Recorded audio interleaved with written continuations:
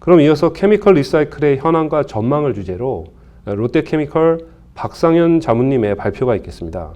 박상현 자문님은 롯데케미칼 연구부문 상무 2017년 한국고분자학회 올해의 기술상을 수상하신 바 있습니다. 예, 안녕하십니까. 롯데케미칼 자문으로 있는 박상현입니다. 오늘 발표드릴 내용은 플라스틱 리사이클에 관한 내용이고요. 주로 케미칼 리사이클 기술 중심으로 해서 현황 및 전망에 대해서 말씀드리도록 하겠습니다. 목차는 미리 먼저 배경에 대해서 말씀드리고 개요, 그리고 현재 국내외 현황, 그리고 향후의 전망에 대해서 간략하게 말씀드리겠습니다. 먼저 배경에 대해서 말씀드리겠습니다. 전 세계 폐플라스틱 심각성이 크게 대두되고 있다는 부분은 모두 주지하시고 계신 부분인 걸로 알고 있습니다. 향후에 이슈 대응에서 국내에서 활발히 움직임이 있을 것으로 예상되고 있고요. 그 중에서 이제 폐플라스틱의 심각성에 대해서 간단하게 말씀드리면은 해양으로 흘러가는 플라스틱의 양이 연간 800만 톤 정도가 되고, 특히나 해양 경제에 미치는 경제적 손실이 한 80억 정도, 굉장히 큰 어떤 손실이 됩니다. 그리고 지금까지 생산된 플라스틱 중에서 자연 방치되는 양과 매립되는 양을 합쳐보면은 55억 톤 정도가 되고요. 이러한 플라스틱이 분해되는데 걸리는 시간이 한 500년 정도 되기 때문에 인류에 굉장히 안 좋은 그런 어떤 데미지를 가져올 수 있는 부분이 되겠습니다. 여기에 대해서 각 국가별로 그리고 기업별로 이제 대응을 하고 있는 부분인데요. 유럽 같은 경우는 신순환 경제 패키지 시행을 15년에 발표를 했고, 최근에 10조 정도의 일회용 플라스틱 사용 금지를 추진을 하고 있습니다. 이 시에서는 통과됐고, 각 EU 국가별로 지금 법안을 진행 중에 있습니다. 우리나라도 마찬가지로 18년에 자원순환기본법을 시행을 발표를 했고, 재활용 폐기물 종합대책을 발표를 했습니다. 기업으로 보시면은 많은 기업 중에 글로벌 기업인 코카콜라에서 100% 재활용 가능 포장재 적용을 2025년까지 하고, 특히나 50% 재활용된 재료 사용을 30년에 실시할 예정에 있습니다. 또한 네슬레의 경우도 일회용 포장재 제로화 정책, 그리고 재활용된 재료의 적극 활용을 확대하는 것으로 추진을 하고 있습니다. 두 번째로 보시면 전 세계 플라스틱 수요 예측에 대해서 맥킨지 재단에서 발표한 보고에 따르면은 글로벌 폴리머 디맨드가 2016년부터 2050년까지 지속적으로 증가할 것으로 예측되고 있습니다. 올해 2020년의 경우에는 전체 플라스틱 수요량이 한 4억 톤 정도가 되는데 비해 가지고, 향후에도 저희가 지금 여러 가지 이슈가 제기된 폐플라스틱 이슈가 제기된 플라스틱이 지속적으로 증가해서 수요가 증가해 가지고 2050년에는 10억 톤 정도가 수요가 증가할 걸로 그렇게 예측이 되고 있습니다. 이 중에서 보시면은 이제 니트, 버진 피드스탁이라고 해서 기존의 석유화학에서 유래되는 부분은 향후에는 굉장히 플랫하게 증가할 것으로 예상되고 있는데 반해서 리사이클 부분, 그러니까 붉은색 체크한 부분은 급격하게 증가해서 2050년이 되면 거의 60% 이상 차지할 것으로 예상이 들고 있습니다. 성장률로 보시면은 전체 플라스틱 수요 성장률이 3%인데 비해서 향후에 버진 피드스탁에서 나오는 부분이 1%입니다. 네, 크게 증가할 부분은 방금 말씀드린 리사이클 부분이 되겠는데, 특히나 이제 미케니컬, 그리고 향후에는 이제 피드스탁 부분까지 해서 케미컬 리사이클까지 크게 증가할 것으로 이제 추정을 하고 있습니다.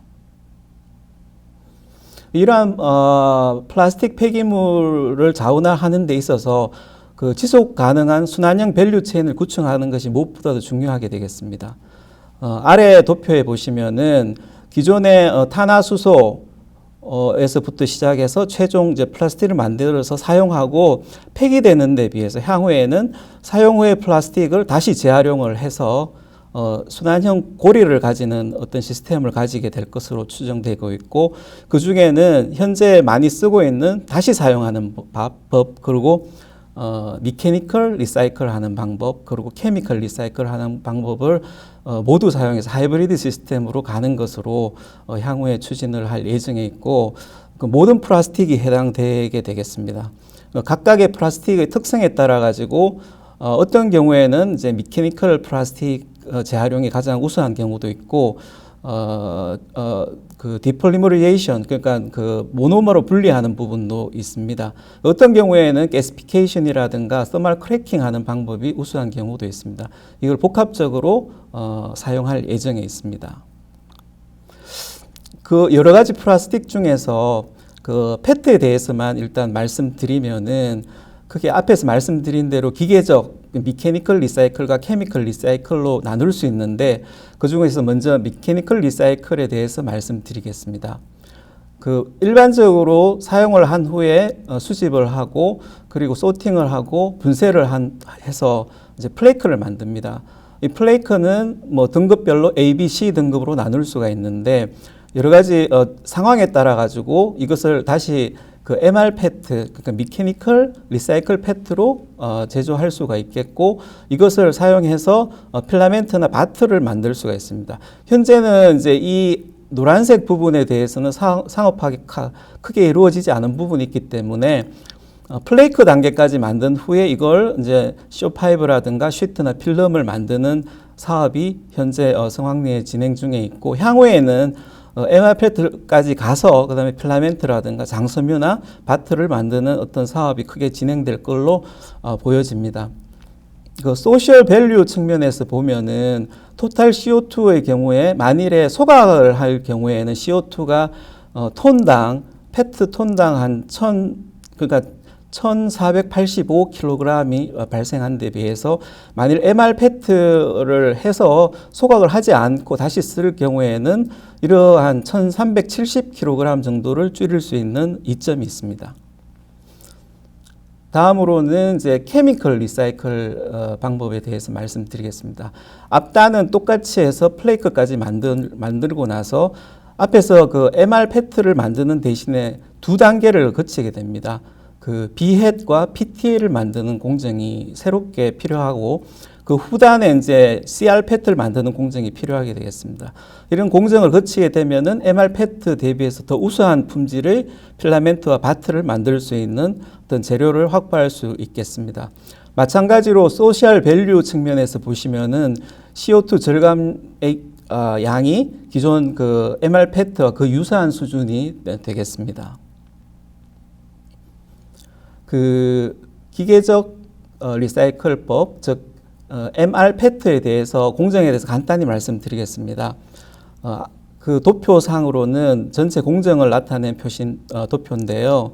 먼저 플레이크를 어느 정도 선별된 플레이크를 건조를 한 후에 그 특수 압출기를 통해서 이제 그 여러 가지 필터링이라든지 대볼 공정을 통해서 좀 더 순수한 어떤 페트 수질을 얻게 되고, 이것을 결정화조를 통해서 결정화를 시키게 됩니다.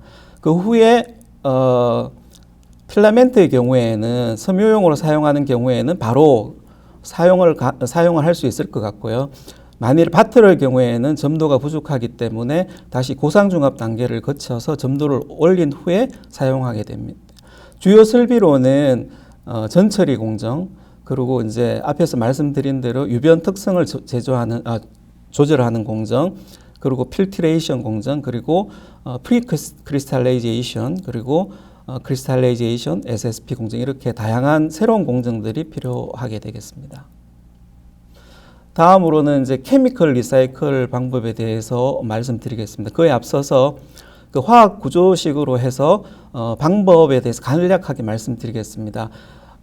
이 케미컬 리사이클법은 말씀 그대로 말뜻 그대로 그 화학적으로 분해하는 방법이 되겠습니다. 그래서 일반적으로 많이 쓰고 난 후에 포스트 컨슘드 페트를 그 가수분해를 통해서 그 세 가지 정도의 단계로 분리를 할 수 있습니다. 먼저 메탄올 상태에서는 그 DMT와 EG가 이제 생성되는데 이것을 메탄올리시스 반응이라고 하고, 마찬가지로 유사하지만 그 물과 그 소듐 하이드록사이드 상에서는 TPA가 EG로 분리가 되겠습니다. 이것을 하이드롤리시스 가수분해 반응이라고 합니다. 그리고 에틸렌 글라이콜 상에서는 글라이콜리시스라고 해서 BHET라는 어떤 중간체가 생성되고 올리고마가 생성됩니다. 여기서 나오는 이런 프로덕트는 다시 한번 페트를 제조하는 데 사용이 될 수가 있습니다. 이 세 가지 방법에 대해서 대표적으로 그 하이드롤리시스에 대해서 전체 공정에 대해서 말씀드리겠습니다. 이렇게 칼라드 이제 그 사용한 후에 어떤 페트 바틀이나 트레이를 가지고 먼저 워싱을 하게 됐습니다. 이 공정은 이제 이물을 제거하는 공정이 되겠고, 그 다음에 이제 그 냉동 분쇄를 하는 공정이 필요합니다. 그 후에 방금 말씀드린 대로 가수분해 반응을 통해서 이제 완전히 그 페트를 원료 물질로 분해를 하게 되겠습니다. 이후에 여러 가지 불순물들이 많이 있는데, 특히나 이제 이종의 어떤 폴리머라든가 폴리올레핀이라든가 이런 것들이 있기 때문에 여기서 필트레이션을 해서 이제 분리를 하게 됐습니다. 그렇게 해서 폴리올레핀이라든가 여러 가지를 제거하고, 그러고 나서 이제 잉크라든가 이런 어떤 non-soluble 부분도 제거를 하고, 그 다음에 이제 산 처리를 하게 되면은 최종적으로 PTA EG를 얻게 되겠습니다. 이러한 복잡한 화학적인 공정을 통해서 다시 원료 물질로 만드는 공정이 화학적 공정이 되겠습니다. 현재 이제 개발하고 있는 회사들 보면은 많은 회사 중에서 대표적으로 5개 회사를 말씀드리면은 코르비스, 가보, 그리고 GR3N, 그리고 아이오닉, 그리고 루프를 말씀드릴 수 있습니다.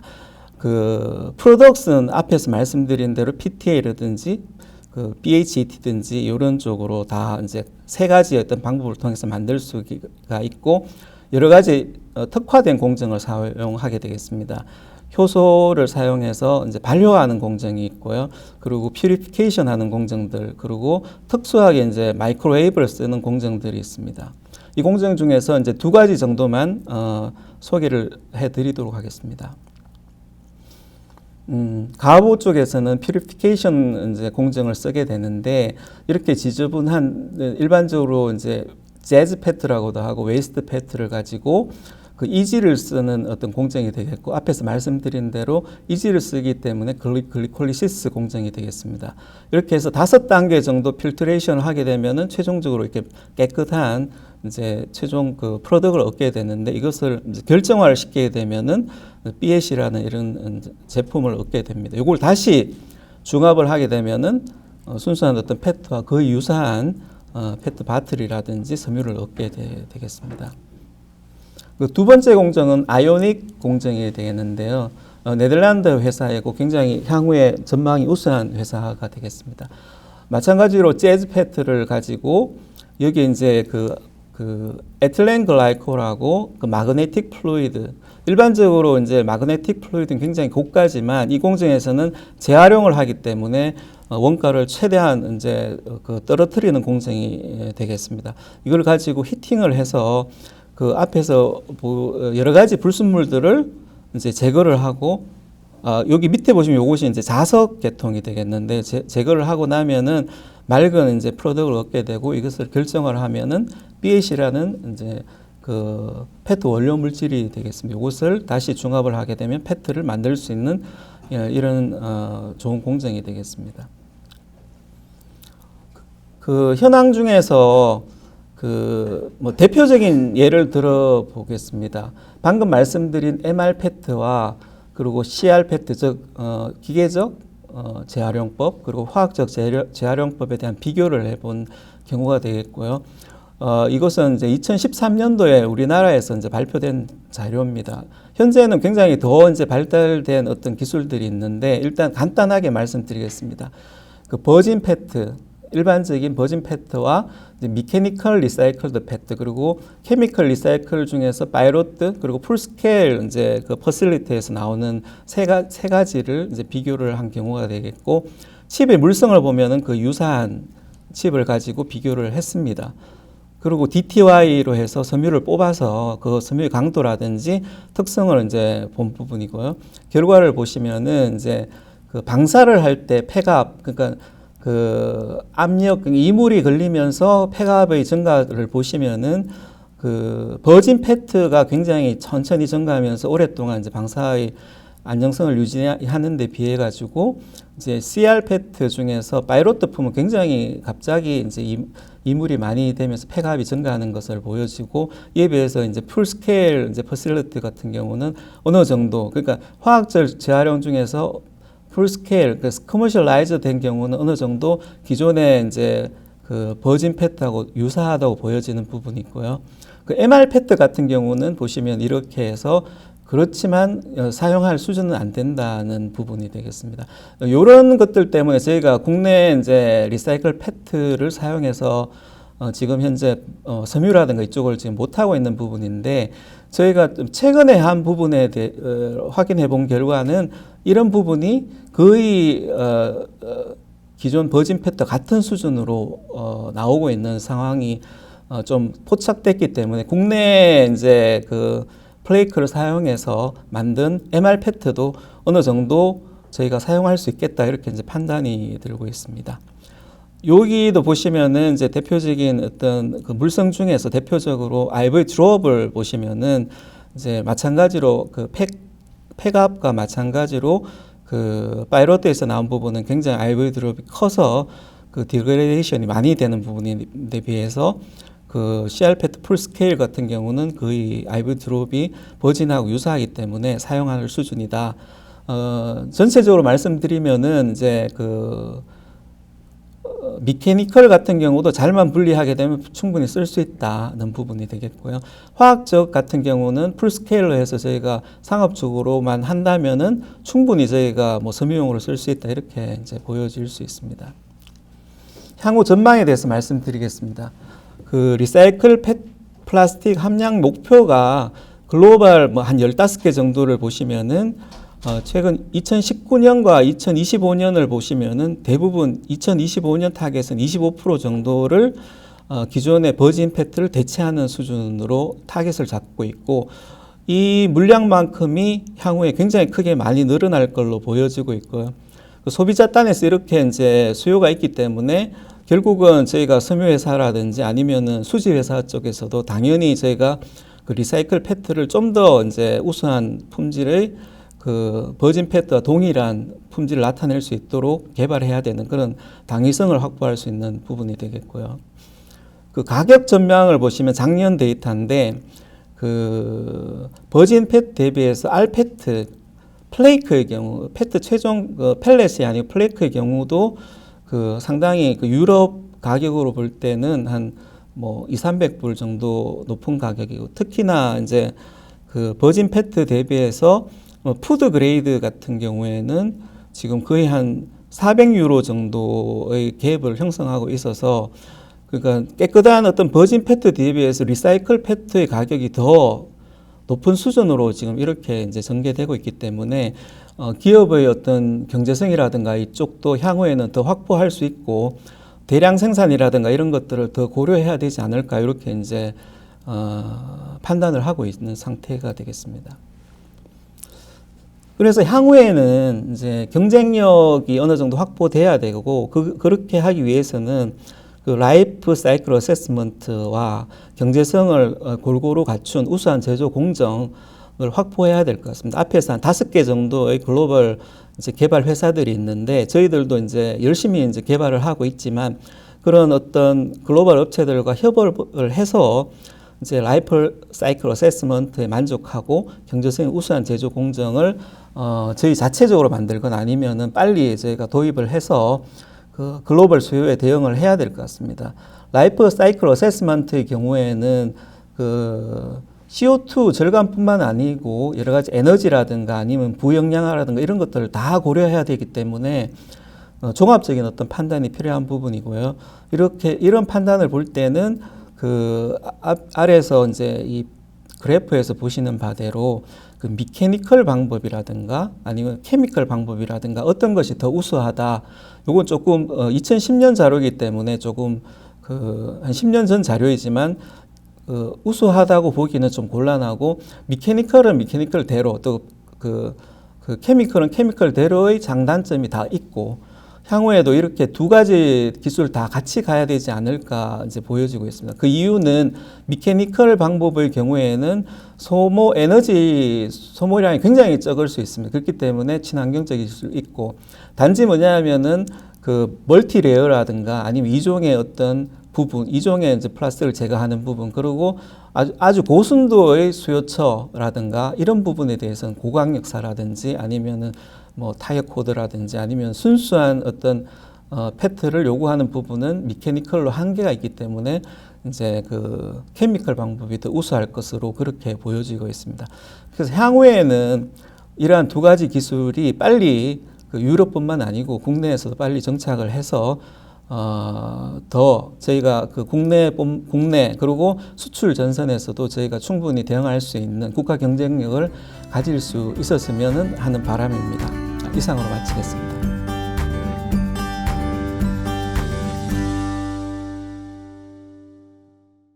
네, 박상현 전무님 설명 감사드립니다.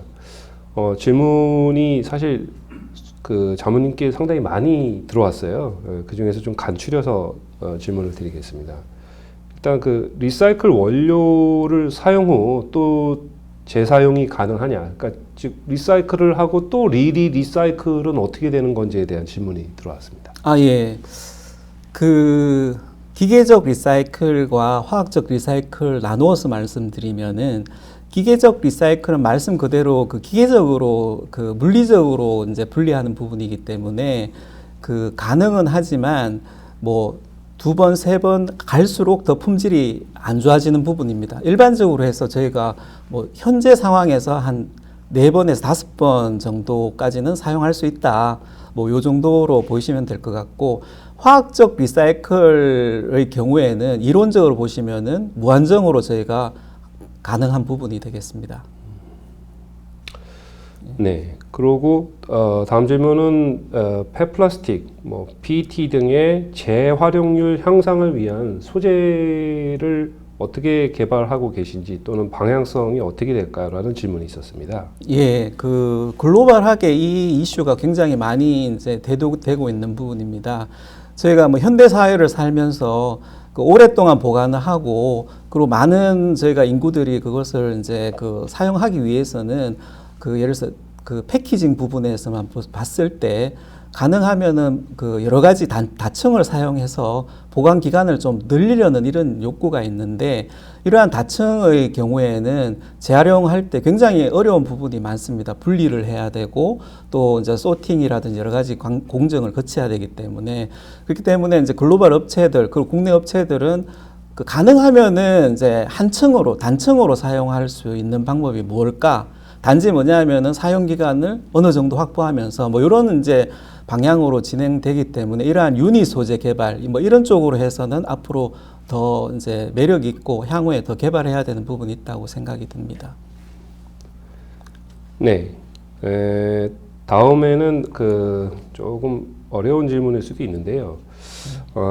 많은 고분자들 중에 PT 같은 그 재활용성이 용이한 고분자가 있는 반면에 그렇지 않은 고분자들도 있다고 합니다. 그 이유가 왜 그런 건지 또 해결 방안에 대해서 혹시 설명 가능하신지요? 예, 뭐 자세히 말씀드리면 굉장히 긴 부분이지만 간단하게 말씀드리면은 그 PET라든지 일반적인로 축중합의 경우 폴리머가 있고요. PET나 나일론이라든지 이런 부분, 뭐 폴리카보네이트 뭐 이런 부분이 있을 거고, 그리고 또 하나의 그룹은 이제 폴리올레핀 쪽, 그러니까 폴리에틸렌, 폴리프로필렌 뭐 이런 쪽이 있습니다. PVC. 차이점 뭐냐면은 폴리올레핀 쪽은 CC 본드를 가지고 있는 부분이고 그 축중합법 같은 경우는 뭐 카복실릭이라든지 아마이드 기를 가지고 있습니다. 그래서 축중화합의 경우에는 이게 가수분해가 됩니다. 뭐 가수분해제를 넣든지 열을 올리든지 하게 되면은 분리가 되는 데 비해서 이제 그 100%는 아니지만 올레핀 같은 경우에는 CC본드를 끊기 굉장히 어려운 부분이 있습니다. 그래서 말씀드린 대로 축중합을 한 어떤 폴리머, 예를 들어서 PET라든지 나일론, 뭐 폴리카보네이트 이런 쪽은 그나마 그 폴리올레핀 대비해서 분해가 잘 되고 리사이클이 쉬운 용이한 부분이 있고, 그리고 폴리올레핀 같은 경우는 그 CC본드를 끊기 위해서 굉장히 에너지도 많이 들고 어려운 부분이 있습니다. 그 이런 부분에 대해서는 그 전혀 안 되는 건 아니고 또 거기에 맞는 어떤 기술들이 있지만 그 축중화합에서 만든 폴리머에 대비해서는 좀 어려운 부분이 있다 이렇게 보시면 될 것 같습니다. 네, 지금 말씀하신 거 상당히 전문적이기도 하고 사실 저희 그 섬유 업계가 아시겠지만 화학 섬유 같은 경우는 저희 그 석유 화학 쪽하고도 굉장히 깊은 관련이 있어요. 그래서 정부에서도 사실 그 소재 부품 장비 산업 그 진흥과 관련해서 석유 화학 업종이라든가 이런 섬유 산업의 앞단 전방 산업과 또 후방 산업 간의 협력을 통해서 다양한 그 R&D나 과제를 실행하려고 하는 그런 의지를 갖고 있는데요. 지금 말씀하신 것 같은 것들이 장기적으로는 또 섬유 쪽이나 좀 화학 원료 쪽이나 석유화학 제품 개발을 하는 데 있어서 많은 참조가 될 것 같습니다. 다음 질문으로 넘어가겠습니다. 네. 지금 폐플라스틱 등 리사이클이 가능한 재료들을 사용할 때 발생하는 그 환경 오염에 대해서 질문하셨습니다. 즉 어떤 화학약품을 사용하는지, 어떤 장비를 이용하고 또 그 과정에서 어떠한 오염 유발 요인이 있는지를 물어보셨거든요. 예. 마찬가지로 이제 그 기계적 재활용의 경우에는 그 단순한 어떤 그 재활용 과정이 아니고 일단 그 플레이크를 만들기 위해서 그러니까 바틀을 분쇄하고 뭐 세척하고 그걸 다시 이제 뭐 여러 가지 단계를 거쳐서 분리를 하게 됩니다. 거기 들어가는 이제 그 용수라든지 아니면은 뭐 계면활성제라든지 아니면은 거기서 배출되는 이물이라든지 여러 가지 뭐 오염 물질이라든지 이런 것들이 꽤 많이 나오게 되거든요. 그렇기 때문에 이걸 나중에 수치를 통해서 다시 이제 리커버를 하지만 상대적으로 좀 많은 양의 어떤 그 이물이라든지 폐기물이 발생하게 되겠고, 마찬가지로 케미칼 같은 경우는 이게 화학적 재활용이기 때문에 많은 에너지가 듭니다. 그래서 뭐 전기 에너지든지 그리고 이제 CO2 배출량이 상대적으로 뭐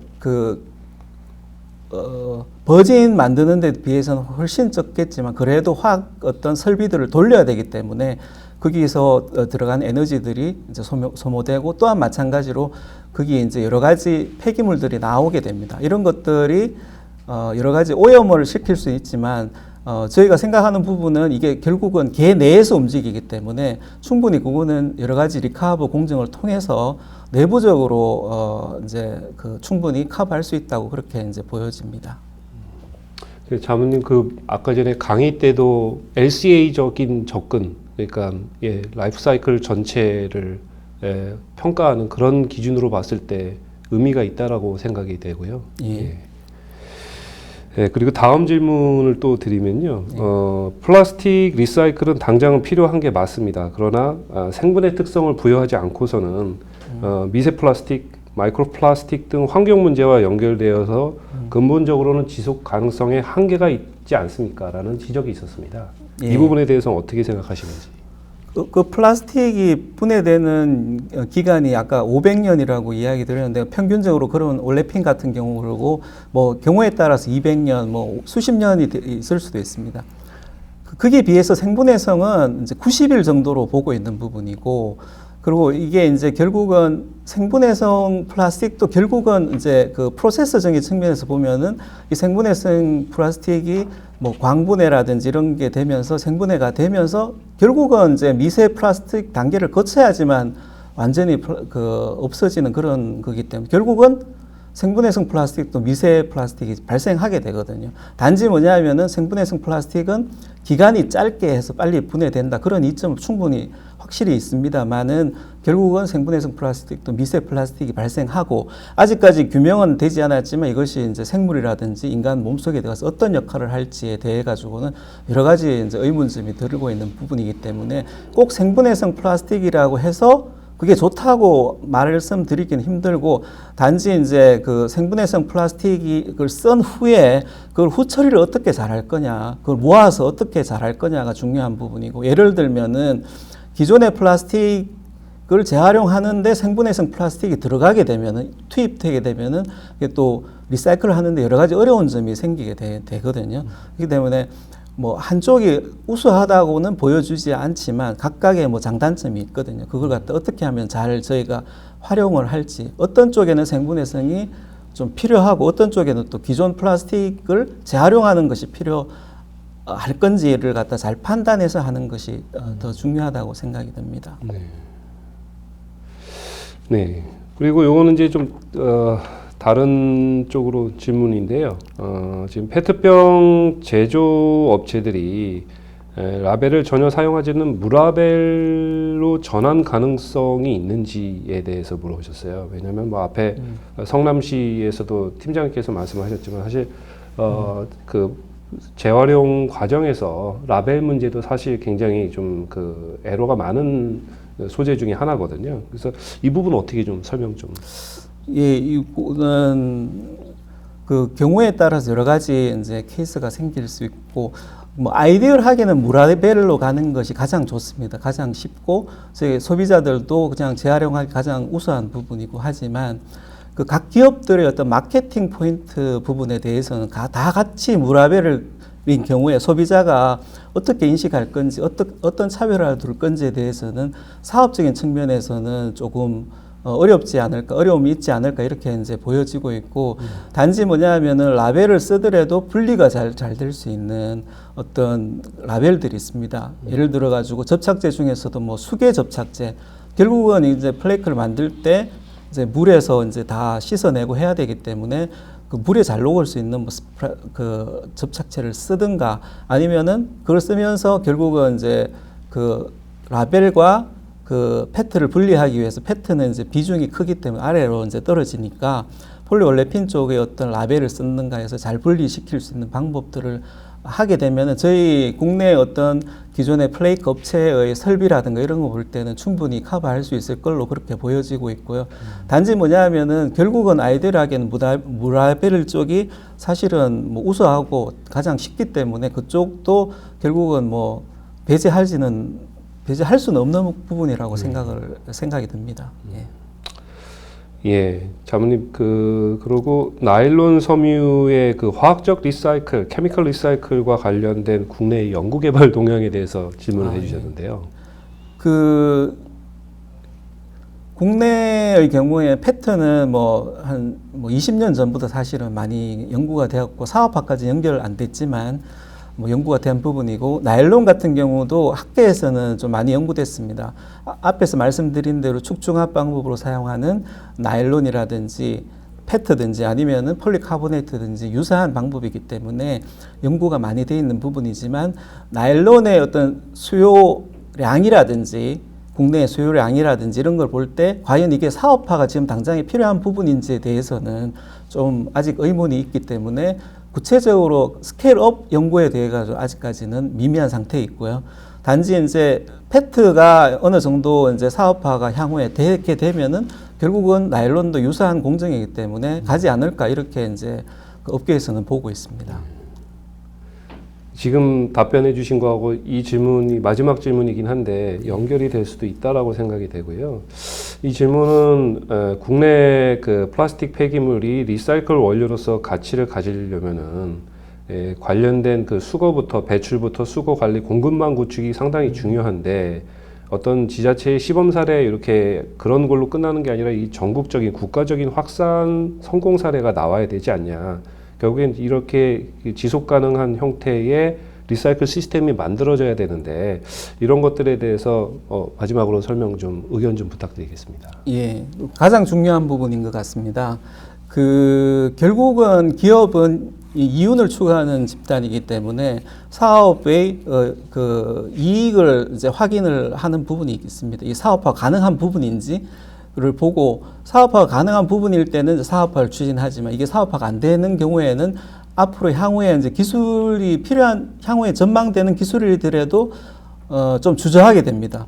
그렇지만 이 환경 관련해서 특히나 플라스틱 폐기물 이슈 관련해서는 이게 뭐 하나의 업체에만 대응할 수 있는 부분이 아니고 우리 전 국가적으로 향후에 꼭 필요한 부분이기 때문에 이런 부분이 기업들에서 판단을 잘 할 수 있고 또 결국은 이게 사업화가 될 수 있도록 하기 위해서는 전 과정이 결국은 필요한 부분입니다. 결국은 원료의 수급이라든지 수요처의 개발이든지 이런 것들이 하나의 업체뿐만 아니고 뭐 컨소시엄을 하든지 아니면은 뭐 국가 주도의 어떤 큰 프로젝트를 하든지 해서 어떤 스몰 석세스를 보여주면서 이것들이 결국은 레퍼런스를 있으면서 나가야 되는 그런 부분이라고 생각 들고요.